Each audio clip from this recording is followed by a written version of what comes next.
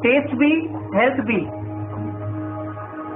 बड़ी भूख बड़ा मसाला मैगी, मां वगर चाले मैगी वगर न चाले। આજની આપણી આ સ્થિતિ, ઘર ઘરમાં ઘર કરી ગયેલું આ મેગી 2 જ મિનિટની અંદર આપણી જાણે જન્મો જન્મની ભૂખ મિટાવી દે તેનાથી બને છે। અને આ મેગી ખાધા પછી આપણા શરીરમાં શું ઘટના બને છે? આ મેગી બને છે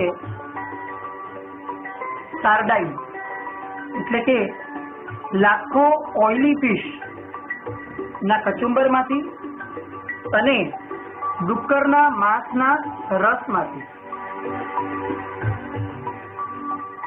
યસ, આઈ રિપીટ ઇટ, લાખો ઓઇલી ફિશના કચુંબર અને ડુક્કરના રસમાંથી આપણી આ 2 મિનિટ વાળી મેગી બને છે। કેટલાય મુસ્લિમ દેશોમાં ફક્ત મેગી જ નહીં, નેસ્લેના તમામ પ્રોડક્ટ ઉપર પ્રતિબંધ છે અને એનું કારણ છે કે નેસ્લેના કોઈ પણ પ્રોડક્ટમાં ડુક્કરનું માંસ એ કમ્પલસરી ઇન્ગ્રેડિયન્ટ છે। એટલે કે મેગીનું non vegetarian version chicken Maggi soup powder અને મેગીનું વેજીટેરિયન વર્ઝન એટલે કે નૂડલ પાવડર, આ બંનેને જ્યારે ખાઈએ ત્યારે ખ્યાલ આવે કે આ બંનેમાં ન ટેસ્ટનો ફરક છે ન ઇન્ગ્રેડિયન્ટનો ફરક છે, ફક્ત રેપરનો જ ફરક છે। આપણને લોકોને ભ્રષ્ટ કરવાનો આનાથી ગંદો અને આનાથી સસ્તો રસ્તો કયો હોઈ શકે? મેગીનું મુખ્ય ઇન્ગ્રેડિયન્ટ E627, આ E627 એટલે સોડિયમ ગ્યુનેલેટ, અને એ બને છે શેમાંથી? ફક્ત અને ફક્ત માછલીમાંથી। આ E627 ની તબિયત પરની અસરો એટલી બધી ખતરનાક છે કે આ E627 બાળકો માટે તો ઠીક છે, ટીનેજર્સ પણ વાપરે તો એની ઉપર પ્રતિબંધ છે। કારણ આ E627 આપણા શરીરના જોઈન્ટ એટલે કે સાંધાઓને ખતમ કરી નાખે છે।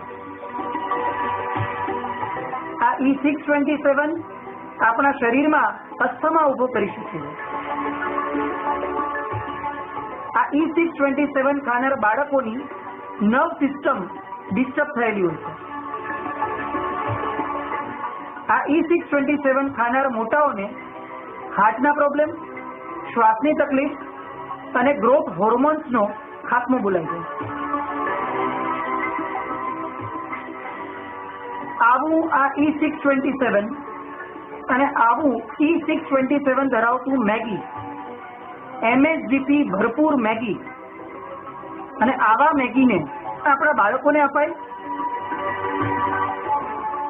જે નેસ્લેના પ્રોડક્ટ્સમાં ઘોડાનું માંસ પકડાવાને કારણે આખા યુરોપમાં બધા પ્રોડક્ટ પાછા લેવામાં આવ્યા હતા, જે નેસ્લે બાળકોના ભ્રૂણને સ્વીટનર તરીકે વાપરે છે, જે નેસ્લે આખા વર્લ્ડમાં એના નોન વેજીટેરિયન પ્રોડક્ટ માટે જ પ્રખ્યાત છે, આવા નેસ્લેનું આ મેગી જે લાખો માછલીઓ અને ડુક્કરના માંસના કચુંબરમાંથી બન્યું છે, આ મેગી શું ભણેલા ગલેલા મોઢામાં જાય?